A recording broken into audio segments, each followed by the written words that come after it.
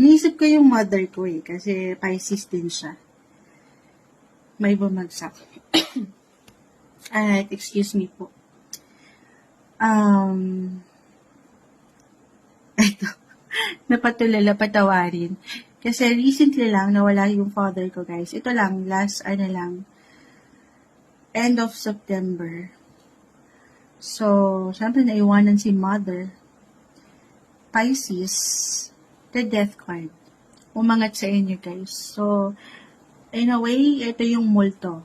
Okay, ito yung multo nyo ngayon. Regardless na i-share ko lang sa inyo, baka nakuha nating energy, kasi napapaisip din ako. Pero, 8 of Cups, ito kasi yung tumalikod na, lumayo na, iniwan ka na, Pisces, na in a way parang wala nang paraan para makabalik pa. Oo, the death card, this one is in reverse. Ayan na, palobat na tayo. Live na live po tayo sa TikTok. The Four of Swords, sobrang baba na ng energy, low-key, hindi na carry, hindi na kaya. Ito yun ha. So, tayo po ay general reading. Maring merong someone na gustong magbalik or babalik talaga. Hindi kailangan katakutan or laliman. It could be someone who passed away na. The death card.